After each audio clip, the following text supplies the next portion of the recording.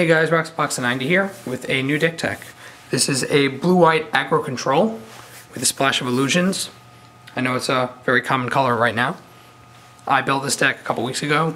I was looking around online. I found a deck that was blue-white, that was aggro control. It was a fairly different build than this one. This one I kind of came up with mostly on my own. I mean, there's only so many combinations of cards right now in blue-white if you want to run this type of deck. But certain card choices I made, I mean, it's very distinctly mine that way, and I'm actually rather proud of it because it works really well. It's a standard deck. I've run it against many other classic standards such as Wolf Run, Mono Black Infect. I've run it against even some modern decks. I've run it against blue-white Geist Blade, which is actually almost a mirror in terms of colors and in terms of many of the cards are similar. So it does pretty well overall. I'm very happy with it.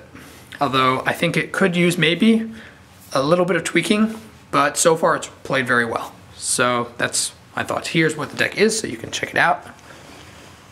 So first up we'll have the land base. Unlike Judgement Job, I'm not going to give the deck list on the video. I'll put it below. So I'm not going to run through and then go back. I'm just going to discuss.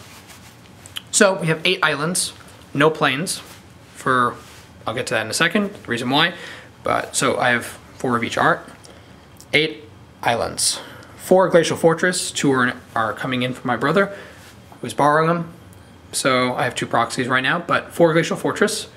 4 Seachrome Coast. The foil one is actually in a trade, but I am getting a bunch more regular ones, so I will be switching the forests out. Right now they're proxies. 4 Seachrome Coast though. 2 Sulfur Falls. This is actually a rather rogue choice on my part, but I think it was a good one because I run Gutshot, and I find that using Snapcaster quite often with Gutshot, you'll end up using Gutshot many times, especially if you run against, well, Mono Black Infect, but if you run against token decks, I'm sure you would also want to reuse Gutshot a lot, and to constantly be draining off 2 life for X mana is actually rather painful. And the fact it doesn't give you white doesn't really impact your color base. I found it hasn't been a big problem. So I'm running 2 Sulfur Falls because they help with that. And then in the corner we have Moorland Haunt, which is nice to dump creatures into, particularly ones that die early on, since this deck has a number of cheaper creatures. And you're kind of pestering damage the whole game. So 2 or 3 1/1 flyers can actually end the game. It's happened before. So having 2 of them is very good. I would consider 3, and in fact you may want to consider 3, but 2 of them so far has suited me just fine. Creature base. Just focus for you. Alright, so first up we have Delver of Secrets. Delver of Secrets is an amazing 1-drop, one of my favorite blue 1-drops, actually, in recent years. It's really powerful. This deck runs a whole bunch of instant sorceries, and you have ponders, so you can set up the Delver to flip. Many times you have 2 of them in play and they're flipped up, they can often win games, so it's a really strong card. Delver is excellent. Phantasmal Bear is also another great 1-drop. It's 1 for a 2/2. If you have the proxied Lord of the Unreal, then he's a 3/3 hexproof for 1, which is beautiful.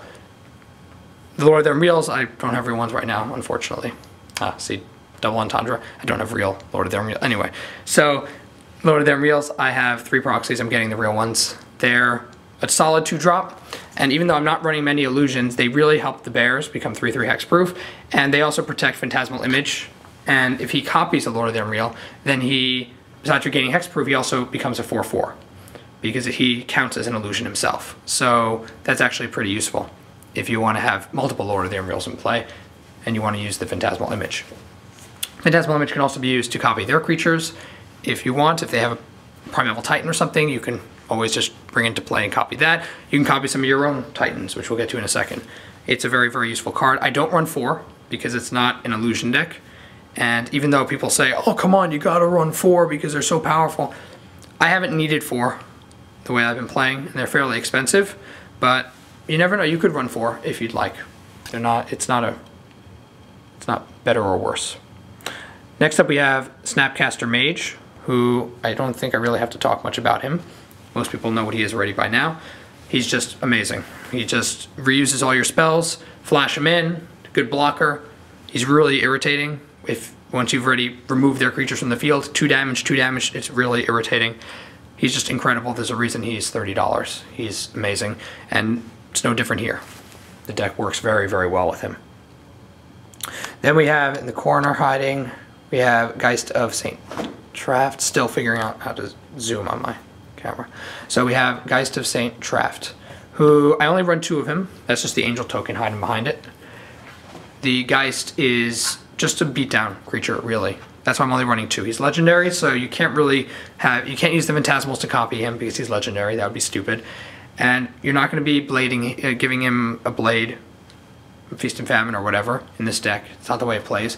But he's a very, very nice creature, and if you've cleared the board of a lot of their blockers, which you usually do between mana leaks and other cards, they don't have a lot of creatures to block him, so he can just end games by himself. He's a very nice 3-drop. And then I'm only running 1 of each Titan, because often you'll use the Phantasmals on their big creatures anyway.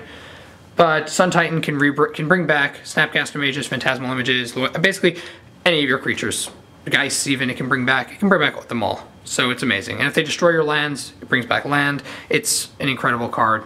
Running 1's a good idea, I think. And Frost Titan, similarly, if you have him in play, he's very hard to kill because it costs 2 more to target him with spells. And if you make 2 of him with Phantasmal, they have the protection from him because you can't target it to kill it unless you pay 2 more for the targeting. So you can't even target it without paying 2. So it's a really nice copy for the Phantasmal Image. It's a very strong Titan in this deck. Then we have spells. So we have the classic Ponder. It's great with Delver. Sets up your deck, gives you a draw for 1. It's just great, and you can reuse it with Snapcaster over and over again. Vapor Snag, really amazing card. It's an unsummon, but it makes them lose a life. And you can bring it back with Snapcaster. In fact, I had a game where I had 2 or 3 in my hand, and then I used a couple Snapcasters to use them again against a Wolf Run, and I don't think they even got any of their major wolves flipped over just because I kept putting them back in their hand. It's an excellent card and very cheap to play. Gitaxian Probe, I'm only running 3. Really, they're there to draw a card, but they also give you clear footage of someone's hand. If you're playing against another control deck, you kind of want to see when they can counter your big creatures. You also want to ensure that they're not going to play a Primeval Titan next turn, for example, that you might want to use your Phantasmal Image on and not waste Phantasmal Image on the Lord of the Unreal, for example. It gives you vision of their hand. It's a good choice. Gutshot, this obviously switches out in the sideboard, depending on what type of deck you're playing against, but most decks run some utility that have a 1 toughness, and Gutshot's very useful against that. I've used it against Steel Overseers, Viridian Emissaries that are trying to chump block your Titans. I've run it against a number of different things. It's just really handy because it's an instant, 1 damage, and you can pay 2 life to instant cast it. You don't need the Sulfur Falls around. And if you want to reuse it over and over again with Sulfur Falls in play against token decks that run cheaper guys, you can do that too. It's a really nice card. And 4 mana leaks, because you need 4 mana leaks. And with Snapcaster, you really have 8 mana leaks. So it's excellent. Oh, another thing you can do is you can use the Vapor Snag to put Snapcaster back in your hand. It costs you a life, but it's a nice card. A nice thing to do. So that's the main board up top. Then this is kind of the working sideboard right now. I'm still going to change a couple of things, I think, but here's what I have so far going on. So, alright. So we have Day of Judgement. I would probably run a second one against aggro decks, particularly token decks. You might want to put 2 Day of Judgments in, maybe instead of Gutshots or Vapor Snags, because they're going to have a lot more tokens you have to deal with. So Day of Judgment's a good choice. I would probably run 2. Celestial Purge is really good against red wind decks, or mono black infect, or red black vampire. It's just a really, really nice removal, so you can switch it out for any spells you want. Flashfreeze is, of course, against basically Wolf Run. It's nice for counter Primeval Titan. Just solid 2. It's really nice. So I have 2 foils, but they're very nice. And Disperse, I've actually been running Disperse instead of Vapor Snag when I run up against decks that use a lot of Planeswalkers or use a lot of artifacts. because Disperse lets you put a non-land permanent back in their hand. So even though it costs 1 more, being able to, they play a Garruk and you instant speed, put it back in their hand is really, really nice for them to dump their 5 mana into him and then lose it for 2 during their turn. It's really nice. And then I'm running 2 Ghost Quarters against Wolf Run, or any deck that has Inkmoth Nexus or Kessig Wolf Run. It works. So that's the deck that I made. Let me know what you guys think. You can comment below. And of course you can subscribe up top to see more deck techs that I make and my new video series that's coming out soon. Let me know what you all think, and thanks for watching.